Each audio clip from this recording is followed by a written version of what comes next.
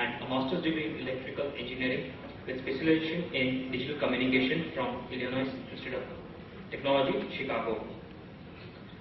Ladies and gentlemen, I'll request you to welcome Raghu for the next talk. We'll be talking about optimizing the performance of primarily the software in mobile systems. There are a lot of aspects to be considered when we have to optimize the software that runs on a mobile system. So everything starting from the hardware, the platform, the kernel, the framework, everything affects the performance of the end user applications. That's what ultimately matters. And the agenda for today is we'll try to see what is optimization. We'll try to have a definition for that. Then we'll see why we need to optimize, and we'll find out what are the various phases in which the optimization can be achieved and which is the best phase to have the optimization done. And once you optimize, you also need to make sure that you're better than what you were before. And for that, you need to define some parameters, measure them, profile them, and then make sure that you're getting better and better every time. Right? So there are some standard benchmarks. You can define your own benchmarks. We'll have a look at that later. Okay. So these are some standard definitions for what optimization is. And just to start with the first one, the design and operation of a system or process to make it as good as possible in some defined sense. So it's clear that optimization is a very relative term. So you have to define what is best optimized for you. So you have to define what are the parameters, what are the values for those parameters that you finally want to reach to say that your system is optimized. And so taking the other example, when you decided to come here today, you would have given a thought about what is the best way to come here, what is the best route. You would have had some 3-4 options. You would have chosen one of them based on some criteria, maybe the time you will take to come here, based on the fuel you spend, whatever.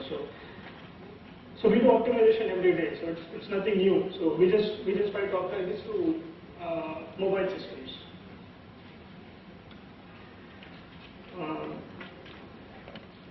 This is just a slide which shows what are the various components that are involved in a mobile system. I've just taken the Android system as an example, but this is true for almost any mobile system. So you'll have a hardware layer, a platform on which all your software is running, then you have a kernel which interacts with the hardware. You'll have a hardware abstraction layer, you'll have a framework which is designed so that the applications don't have to bother very much about the hardware and the abstraction layers. So, and optimization applies to all aspects of this. So starting right from the hardware, going up to the application, each one of them are striving to be as optimized as possible. So when you need to design a mobile software, so what are the major considerations that you'll have in mind? So some of them are to make it more portable. So you will want to have a more portable software so that you don't have to spend a lot of time when you want to move it on to another hardware or another framework. And some people define this as optimization because it optimizes the time you'll be spending when you want to move it on another platform. And next is to follow the APIs that are defined, the protocols, the specifications, like stack protocols. As long as you follow what is defined in the specifications, it becomes much easier for you to move on to another vendor or another stack, another version of the stack, or anything, another version of the framework.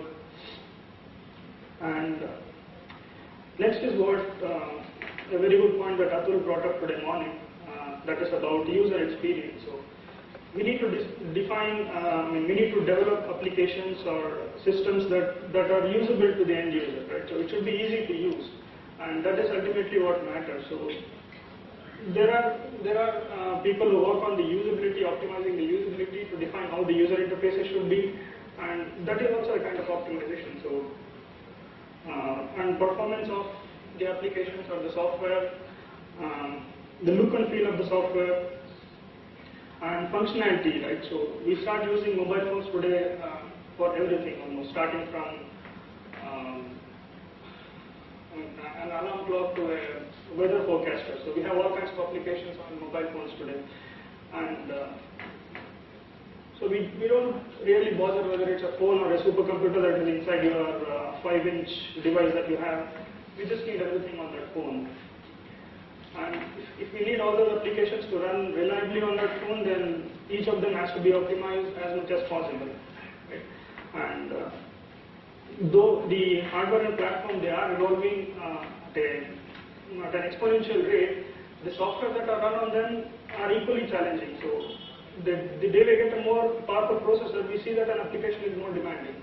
So it becomes more and more important to optimize the software that is running on the phone. And the next critical thing is the battery life of the phone. And what we have seen is the battery technology is not able to catch up with the processor speed technology or any other technology for whatever reason. So consideration of battery life is very important when we are dealing with mobile software. And security is another aspect, since there are applications which you use your credit cards with, which you give your bank details, password. So security becomes more critical. And finally, so when there are 10,000 softwares that do the same thing, what differentiates your software is whether it is really optimized, it uses the minimum resources, and runs reliably, efficiently at 10,000 times. And that's what matters at the end. So these are some things that we should have in mind before you even start off or think of optimizing. So these are some pitfalls that has to be considered. Firstly, it's portability. As I said, there are counter arguments for this. Some people consider portability as an optimization because it reduces your development time when you want to move on to a separate thing on a different framework or platform. But portability, sometimes you'll have to negotiate with the portability if you want to get a very optimized software. So it's a decision you need to make depending on what application you're working on, what software it is. Secondly, optimization is rarely done once. So once you start optimizing, you will have to optimize it going ahead when you have a change in the framework or when you have a change in the platform, or even in the optimization cycle, you'll have to do it repeatedly so that you can achieve the goals that you're trying to meet. Another reason why you may not consider optimizing right away is because your application may not be running very fast on a phone that is available right now, on a platform that's available right now. But if your target platform or target audiences are those who are going to use very high-end phones, which invariably will have a very high-speed processor, you may, the application is anyways going to run faster on that. So you might think twice before you really want to optimize that. And there are processors which have hardware accelerators. So those are platforms which are used on very high-end multimedia phones. So multimedia is a very computationally intensive operation. So multimedia phones generally have platforms which have separate hardware which does all the computations for them. So it makes it much faster for them. As I said, so optimization is not a one-time process. So once you start optimizing, you might not reach your target in the first shot. So you'll have to measure the performances. If you're not reaching there, you'll have to do it once again. So you'll have to spend a lot of one-time plan and effort when you start optimizing. And you need to set your target. Like when you start optimizing, till which point are you ready to go? For example, if you're designing a chess game, you might have a very complicated algorithm to find out what is the next move which can beat Vishwanathan Anand on any day or any time. But if the chess game is taking 5 minutes or 10 minutes to guess the next move,